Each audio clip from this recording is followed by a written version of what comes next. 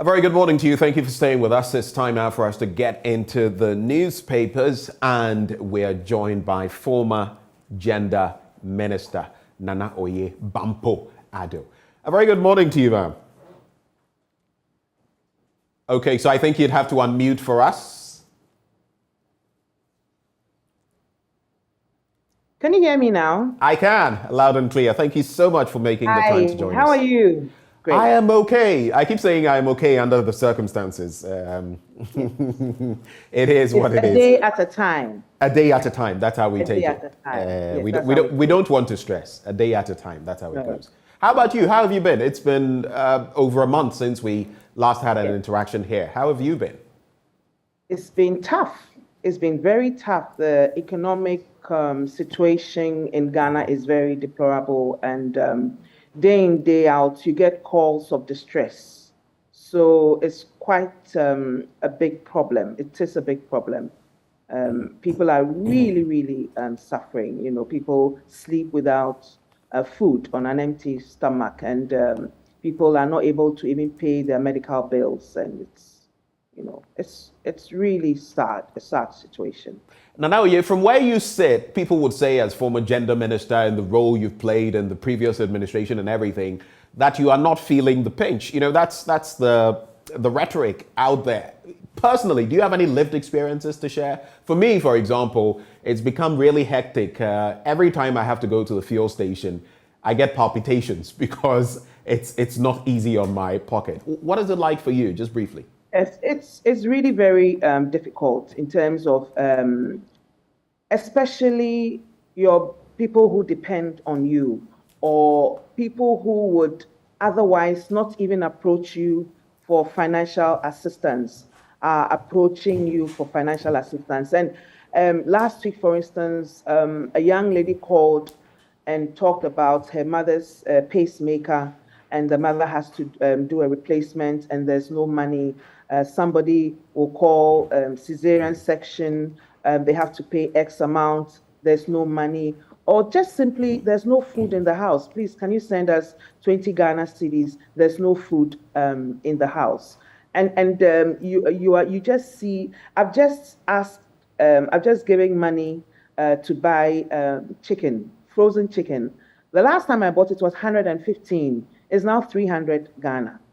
To think that 89, I just saw a post, $89 10 years ago was almost 100. Last year it was $400 now, 400 cedis now is $89. Now $89 is 1,000 cedis. So that gives you a clear illustration of the hardship. So yes, every single person is feeling the pinch of the economic turmoil. And I met a lady who told me, I traveled to Ghana from the United Kingdom on the 10th of October. The dollar was 10 cedis to $1. And yesterday, it's 13 cedis to $1. I mean, right. It's actually over 13 when you go to, and just last week, here's the interesting bit. Just last week, somewhere, the exchange rate was 12 cedis and 50 pesos if you were buying it. Now it is 13 cedis and 50 pesos. So $1 has been added between Sunday, when I actually had a transaction, and yesterday, in less than a week. Yes. In less than a week. Yes. And it's, I was having a chat with a friend yesterday, and we were recalling our history and the 1948 riots. If you remember the 1948 riots, and it seems like we are just seeing it being replayed, where the traders were up in arms about the high cost of living, and shops were closed and everything.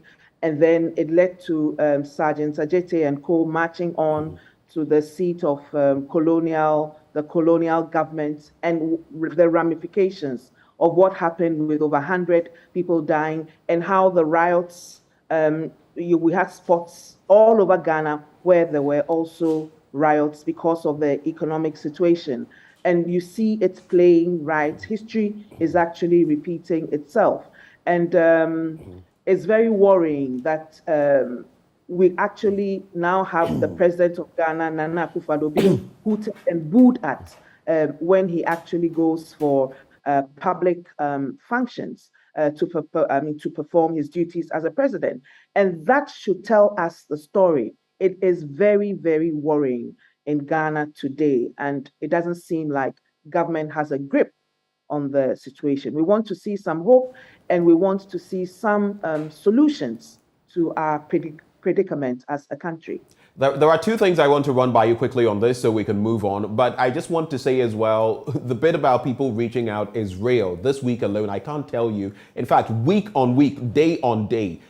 Yesterday, someone reached out to me that I didn't expect to reach out to me. I was shocked, but the person did. A day before that, someone had reached out to me, and here's how bad the situation was. I'd even tried to get work for this person at the time. The person had got the work, but things didn't work out, so I had to move on. The wife of this person called me and said for 2 days, they had not eaten. They have a newborn apart from a child who is about 2 years, I think. This new baby is 4 months old. And because the mother is not eating for 2 days, she can't produce milk.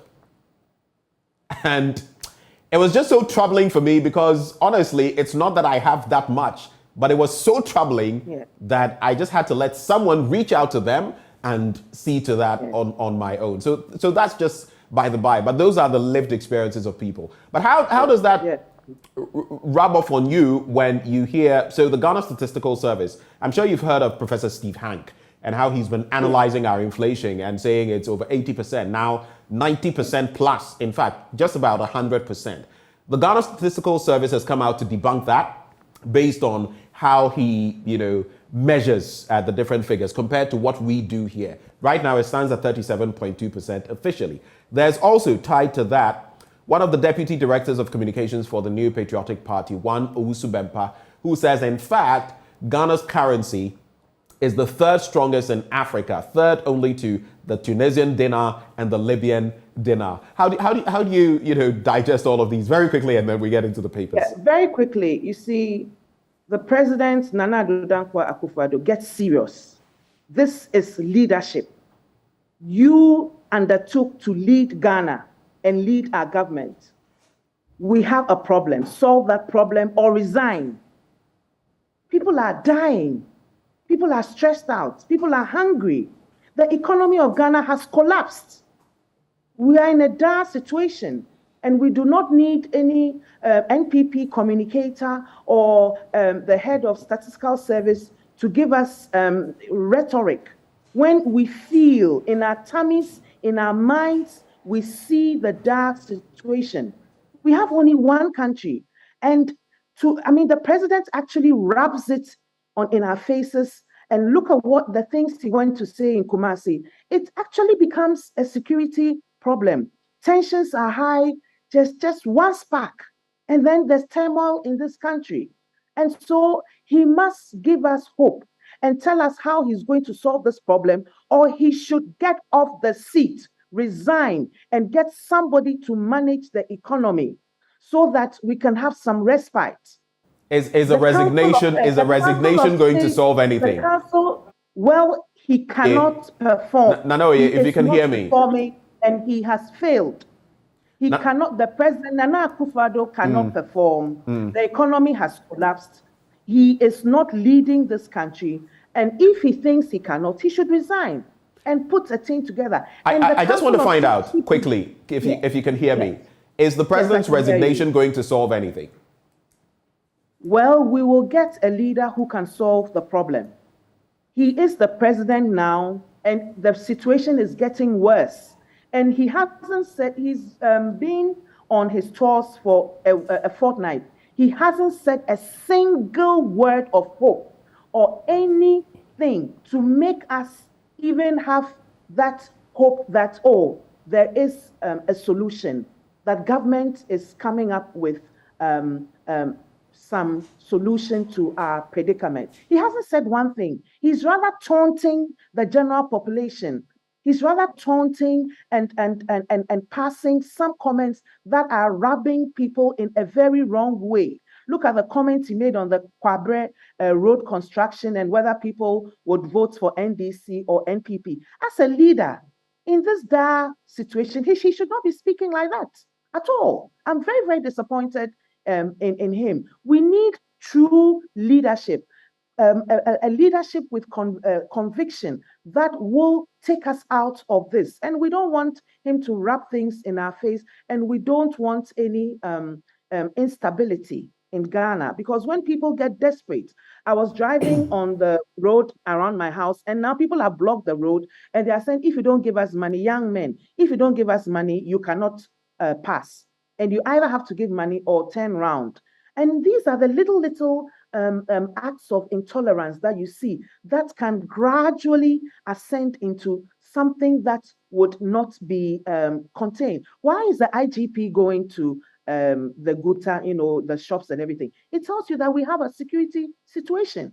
And the least our president and leaders should do is to come up with all these taunting statements that will just aggravate people and just get people tensed up and angry, and then just a spark, and then everything is set ablaze in this country. We don't want that. People should go and read the 1948 the riots of 1948, and let's learn some lessons so that history does not repeat itself.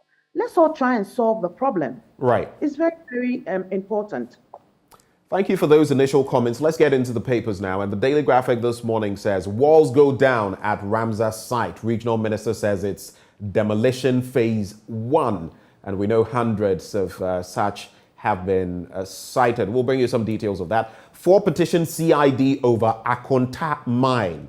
And there's also NDC internal elections gather momentum. There's 350 million Ghana cedis to modernize tourist sites. That's according to the sector minister, Dr. Ibrahim Awal. Let's start with the banner headline. 4 private citizens have petitioned the Criminal Investigations Department of the Ghana Police Service to investigate and prosecute owners of the Akonta Mining Company for allegedly undertaking illegal mining activities in the Tano Nimri Forest Reserve. They allege the activity of the mining company was in contravention of the Minerals and Mining Act 2006, that is Act 703, as amended by the Minerals and Mining Amendment Act, Act 2019, which is Act 995.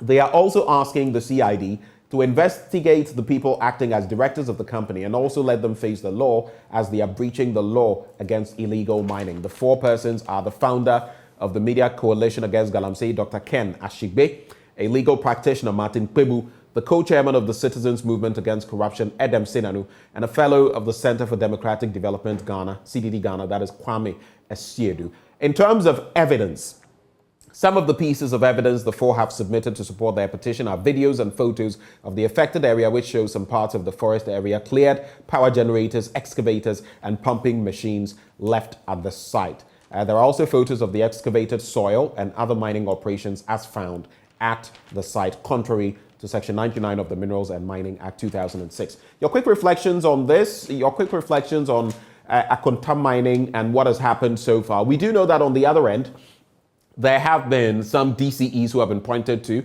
the DCE for Bosome Frehon, who has been asked to step aside. There's also the DCE, Benjamin Akakpo, in the Western region, who has also been pointed to when it comes to Galamsey. At least you would see some action here and there. But when it comes to Akonta mining, what's your take on this development? Yes, very little action by government, lack of commitment to actually take the bull by the horns in terms of addressing Galamsey, in terms of addressing the harm that is being caused. Our rivers are in, we see the brown water. And so I'm very happy that, and these are 4 very, very high profile, not actually high profile, but within civil society, they have been speaking against this cause. And I know they will follow this through. I'm very happy that civil society, through these 4 personalities, have taken this case up. And I expect the CID, the Ghana Police Service, and all the relevant authorities to enforce the law. We have the Minerals and Mining Act. The law should be enforced. And we all support the petition that has been submitted. I'm sure every single Ghanaian will support it. Let's ensure that the Ghana Police Service enforces the laws and ensures that whatever Akonta mine is doing illegally, and the criminal offenses that have been the criminal offenses are addressed. So let's see what the outcome of the investigations will be. But beyond that, we're asking government to do a lot more than it is doing. It is like it's treating the situation with kids' gloves. We heard what happened yesterday. We don't know how far is true. About 17 million is not verified, but we're hearing all sort of stories, and let's see. And the involvement of certain government officials must be thoroughly investigated. DCEs in Western region and also Ashanti, not all, but some names have been mentioned. And so it seems like there is some government involvement somewhere, officialdom, and all this must be investigated. At the end of the day, we want the government to preserve our resources, our natural resources. Is very, very critical. So I'm happy that the 4 have petitioned. Let's also look at walls go down at Ramsar side, that story on page 16, and then we'll take a look at NDC's internal elections, which are gathering steam. Let's quickly go to those ones. So a number of walls built to secure plots of land along water courses at the Ramsar site at Klagong in the Tema West municipality have been pulled down in an exercise carried out by the Greater Accra Regional Coordinating Council. The exercise, undertaken in partnership with the Tema West Municipal Assembly and the Tema Metropolitan Assembly, that's the TMA, saw some structures that were under development up to the lintel level also being demolished as part of an exercise officials claimed was aimed at protecting the remaining land space within the Ramsar site. You've seen what happened in recent times in the Wager area, the spillage. Of course, in most of those places, when it rains, they don't have a problem. But when there's a spillage of the dam, and especially when the estuary is not opened, the right measures are not put in place to open it so that the water can flow through, then there is flooding. Part of the problem has to do with people building haphazardly, part of it. Well, in this instance, it's the Ramsar site. What is your reaction to this? The Greater Accra Regional Minister says he is firm on this and that they are working in phases. And today's focus is on fence walls, on plots of land which are yet to be developed. And this we want to do to protect our water bodies, he says. Quick reactions? I'm not fully convinced that the regional minister and other government agencies and bodies are really committed to protecting the Ramsar site, and that this is actually this demolition is for the purpose of protecting the Ramsar site. And I use the example of what occurred in Adenta at the animal research, where there was selective demolition. Mm-hmm. Some houses were demolished, others were not demolished. Now, when you get to the Ramsar site, we want full disclosure of the whole area that is protected. Now, so these demolitions, are all the buildings within the Ramsar site being demolished or not? One. Number two, if not all the building sites and buildings are being demolished, why are some being demolished and others not being demolished? Number three, if you read the notice, the statement by the regional minister, he said some areas will be left for development. Which areas will be left for development and why? Because simplistically, if it's a Ramsar site, it is a Ramsar site. So why would you leave some areas and then later on maybe sell off for development or what have you? So there's more than meets the eye here. We would want a full disclosure and would want application of the law. I mean, even application of the law, not selective. The selective demolition that we are seeing, and would want. I'm happy that there's going to be an investigation, because when you read, there's going to be an investigation as to building permits, as to who sold the land, because TDC is denying that they gave any land away. The chiefs are also denying it, and the other agency that. So who was then, on what strength were these buildings constructed? Right. So would want to have a full disclosure. Yes. Let's also take a look at the NDC internally when it comes to elections. And the NDC's internal elections are gathering momentum. We know that a total of 11,825 candidates will this weekend compete for the 7,700 constituency executive positions of the NDC in elections expected to be conducted in all 275 constituencies in the country. So today and tomorrow, stalwarts of the party will also file their nominations to contest national executive positions, which promises to be hotly contested. Already, the incumbent national chairman of the party, Samuel Ofosu-Ampofo, and the incumbent general secretary, Johnson Esiedun Ketia, have disclosed their intention to contest the chairmanship position. Another position of keen interest is that of the general secretary, which has already seen 4 contestants eyeing the slots. They are the party's director of elections, Elvis Efri Ankra, a former minister of state, Fifi Kwete, a deputy general secretary, Dr. Peter Boamo Otokuno, and Abdallah Ishak Farakan, all of them eyeing those positions. Where does the NDC find itself currently when it comes to your internal elections? We saw what happened with the MPP. You were pretty loud, the NDC, about some of the misfortunes of the MPP. Have you got your act together? And especially how divisive this could be when it comes to the chairmanship slot. There's the General Secretary, Johnson Esiedun Ketia, General Mosquito as we call him, and Sami Foto, Samuel Ofosu-Ampofo. How will all of this pan out for the NDC, do you think?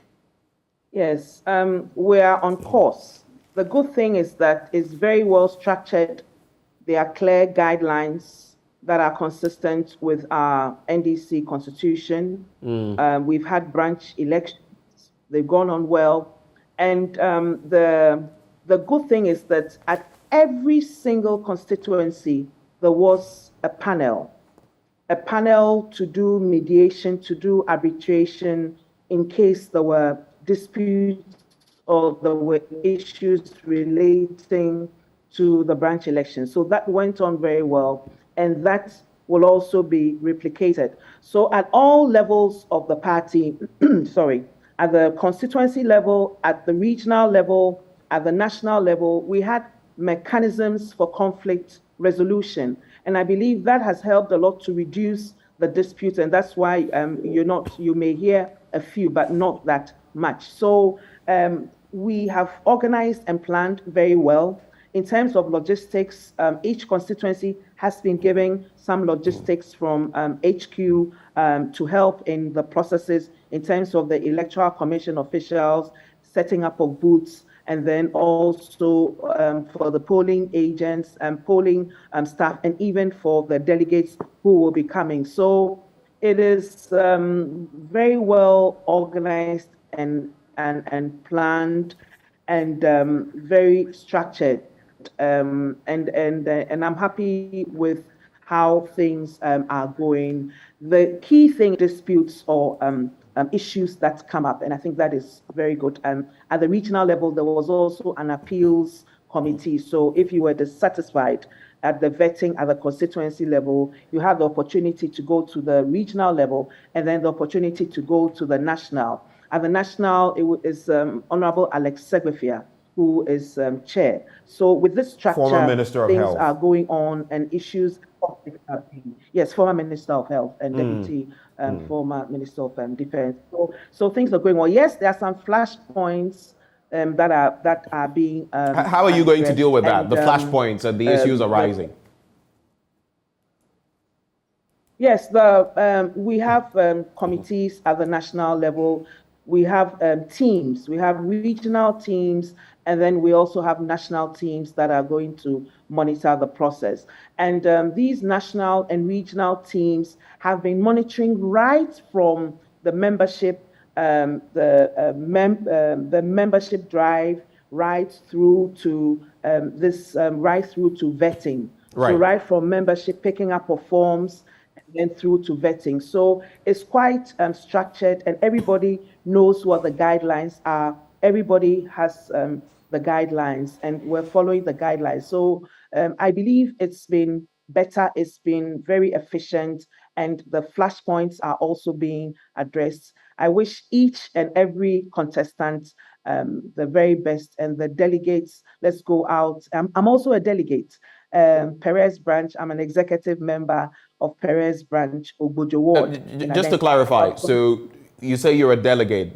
Does that mean you're not contesting any position in this entire enterprise? We know that If we went to the primaries No. for parliamentary seats, you've been there, done that when it comes to the Adenta Yes. constituency. But Yes. in this instance, doesn't mean you're not gunning for any position. And tied to No. that, Yes. I want you to, address the issue of women's participation in politics. It's a huge issue. You are a former minister for gender, women and social protection. We are not seeing that many women. Look at the names we were just mentioning: the Fifi Kwetes, the Shahakus, the Elvis Efri Ankres, and the rest. Where are the women? Yes, that's still work in progress. We're trying very hard to encourage more women. I know those one woman who wanted to be a deputy national organizer, but I don't see that. Well, let's see what happens today. This week. But yes, we have to do a lot more across board to encourage more women to pick up. But when you, at the branch level, at the ward level, and at the constituency level, you see more women coming up. Maybe not that many, but you see chairpersons, women. At the ward level, you see ward secretaries, in fact, in Adenta at Manhe, we have a lady who is the ward coordinator, Auntie Fiba. So you see that, but maybe we really need to still work to increase the numbers of women at all levels of our party structure. So that's work in progress. All right. No, you're not contesting for any position, not contesting any seat, not contesting any slot, I should put it that way. On the back page of the Daily Graphic, Black Stars find home at Doubletree, Hilton, Doha. And of course, this arrangement, which puts all of them together in one place, also means that unlike in previous tournaments, every team will stay in the same hotel and use the same training base throughout the tournament. But let's move from there. The Ghanaian Times newspaper. Nanoye, we have just about some 4 or 5 minutes to wrap, so we'll blaze through them. The Ghanaian Times, making Ghana preferred destination in Africa. 350 million Ghana CD boost for tourism sector. Dr. Awal. Business at standstill in Accra as Guta members close shops in protest against high cost of doing business. Ochehinid laments domination of country's business by foreigners and don't ban small-scale mining. Find alternative solution. So we already know about the Guta situation and how they went on strike, so to speak, yesterday. It happened in Kumasi. I just forget the name. In the Ashanti region, we had Obahima, intervene, and the traders went back. This is supposed to last a week, all the way till Monday, but some people in the business community are curious about whether they can hold on. They did well yesterday, but as in observing what Guta had said. But can they continue with the cost of living and everything? That is one. Then the tourism sector, that story on page 15. Let me take a quick look at it. So government is investing a total of 350 million Ghana cedis to modernize tourism or tourist attractions across the country. The investment forms part of government's effort at boosting tourism and making the country the preferred destination in Africa by 2025. And again, those two other stories. Don't ban small-scale mining. Find alternative solution. That's on page 10. Let me just do that and then you can react. So the Commodity Monitor, a tech-based business organization, has called on the government not to ban small-scale mining, but find alternative solutions to curb its negative activities. The Director of Strategy and Operations, Commodity Monitor, Ms. Martha Mwako, made the call yesterday when representatives from the company paid a courtesy call on the Ghanaian Times. Quick reactions: business at a standstill in Accra, tourism to get a 350 million Ghana cedi facelift, and don't ban small-scale mining. Quick thoughts. Yes, I'll focus on the business at a standstill. Very worrying. It's actually a security threat for us at this point in time. I've read the negotiations with the Council of State. I would urge the Council, it's obvious, if the Council of State is stepping in, it's obvious that Guta has lost faith in government. And I would really urge the Council of State and all concerned stakeholders to rise up and really resolve this problem, because it could be the beginning of some form of unrest in this country. So this is a very serious situation, and Guta should be engaged. And what they said was that the Council of State started, and then didn't continue. And it was when they announced this that the Council of State has coming. So the Council of State should really look at this so that it doesn't turn into something else. That is, I think that is what I'll say about that. In terms of the tourism sector, would want to see the blueprint, and would want to see what really is in store. As tourism is a huge revenue potential, has huge revenue potential for Ghana, and we need to really look at this business of tourism. So we'd like to see the blueprint and see how this will help to reap in the due dividend for Ghana in terms of our economy. All right. You. Let's wrap with these quick stories. The Daily Guide, government will invest more in power. That's according to Energy Minister Matthew Opoku-Prempeh, popularly known as NAPO, Dr. Matthew Opoku-Prempeh. Of course, we can also talk about the 330 kV Kumasi-Bolgatanga transmission line project at Anwomaso near Kumasi. Judiciary independence intact, Justice George Kingsley Kumsin. You know about the vetting in Parliament that has been happening, and I followed some of those, and they are saying that, well, some of them may have had an attachment to the MPP in the past, some contending here and doing this and that, but they're going to remain neutral as far as their positions in the judiciary are concerned. Accra shops shut down as cedi hits 13 cedis to the dollar. Ivorian witness bounces Jomoro MP Dorcas Afo Toffee, and solve water sanitation issues, Baumia, to African leaders. You can focus on judicial independence.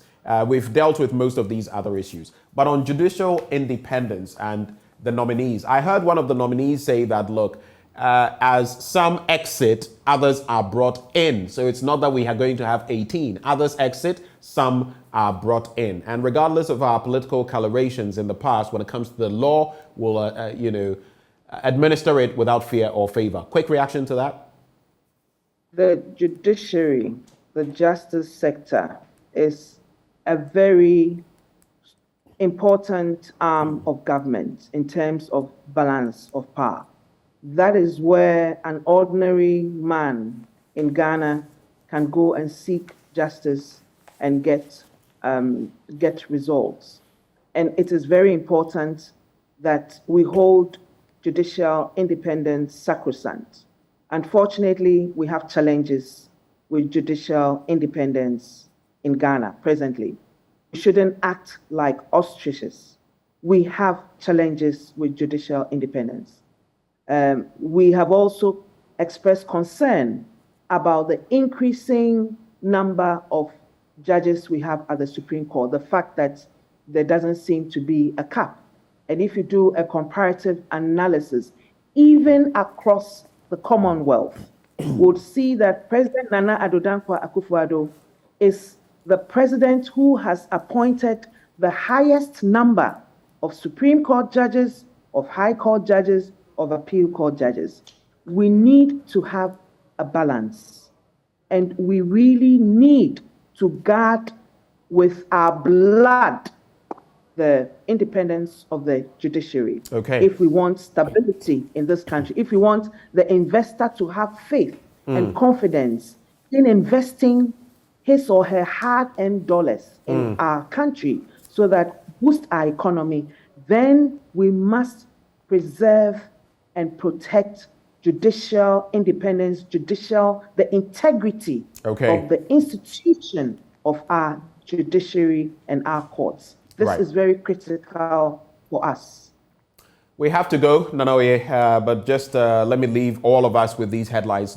Middle spread of the paper, Nana Romeo blasts Shatawale for media attacks. That's the Accra FM presenter, former colleague of mine.